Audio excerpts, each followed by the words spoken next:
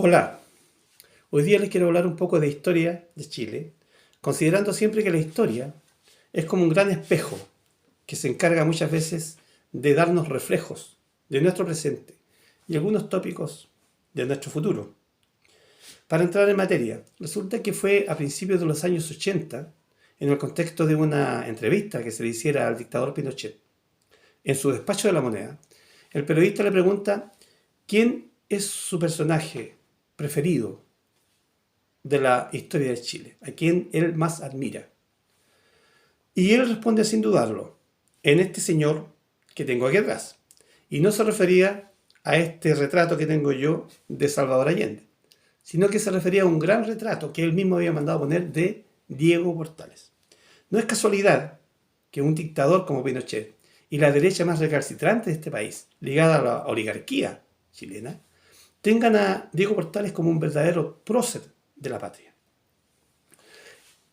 Eso, el por qué, es lo que intentaremos dilucidar ahora. Y para eso hay que remontarse a los albores de la República, al proceso de independencia, que como ustedes saben empieza en 1810 con la instalación de la primera Junta de Gobierno, pero termina formalmente con la declaración de independencia formal en 1818. De ahí para adelante viene una década prácticamente de rencillas políticas, de pugnas por el poder. Claro, los señores adinerados de Chile, los herederos de la independencia en el fondo, la naciente oligarquía chilena, se empezaron a disputar Chile, como un grupo de niños podrían disputarse un juguete nuevo. Esas pugnas llevaron a una guerra, que es la primera guerra entre chilenos, una guerra civil, la guerra de 1829. Y en esa guerra había dos bandos claramente identificables. Por un lado los liberales, por otro lado los conservadores.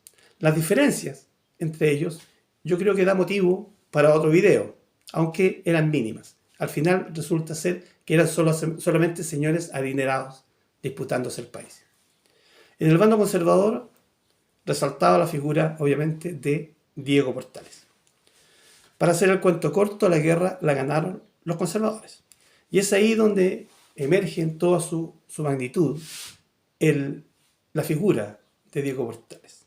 Él ejerció el poder casi absoluto en 3 gobiernos provisionales sucesivos después de la guerra.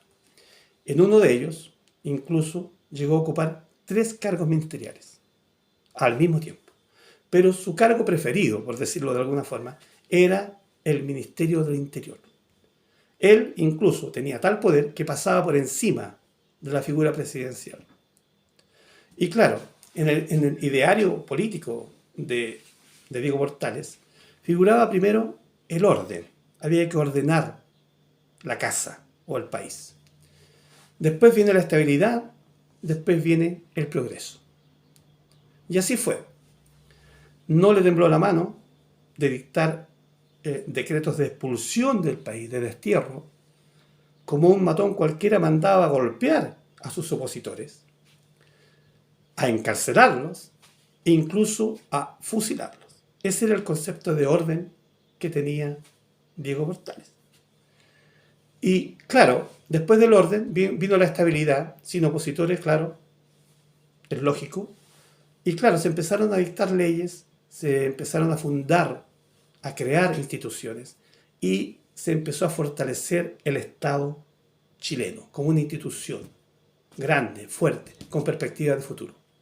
Y de ahí viene la admiración que siente la derecha chilena por este señor. Se le considera no el padre de la patria, pero sí el padre del Estado chileno. Y a eso hay que agregar el Estado oligárquico, conservador y nacionalista.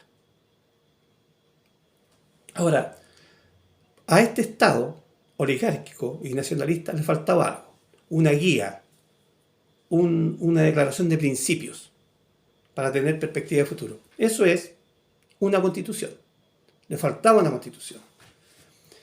Y es ahí donde empiezan los reflejos que nos manda este espejo de la historia. La constitución mandatada a hacer al Congreso en el año 1833, fue hecha por una comisión de expertos. Ese término nos suena, ¿cierto? Eso es un reflejo de la historia. 7 senadores y 7 diputados del bando conservador o con mayoría conservadora se encargaron de redactar la constitución política de ese año. Y también había una comisión de admisibilidad. Ese término también nos tiene que sonar, ¿no es cierto?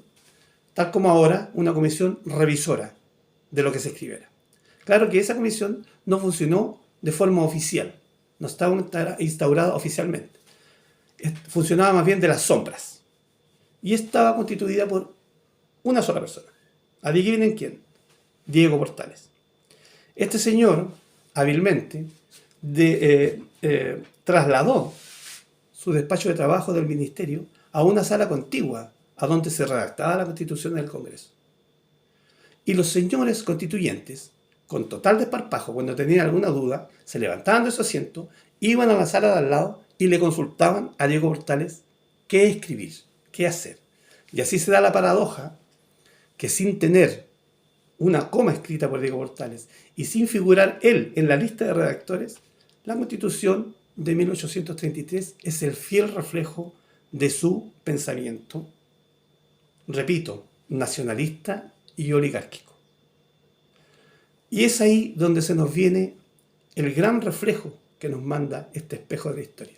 La Constitución en sí, que se está escribiendo en este año 2023, es el fiel reflejo de lo que quería Diego Portales, del ideario político de Diego Portales. Es una reedición de esa constitución oligárquica que no va a atacar, no va a tocar en lo más mínimo los cimientos del sistema neoliberal instaurado por la dictadura a sangre y fuego.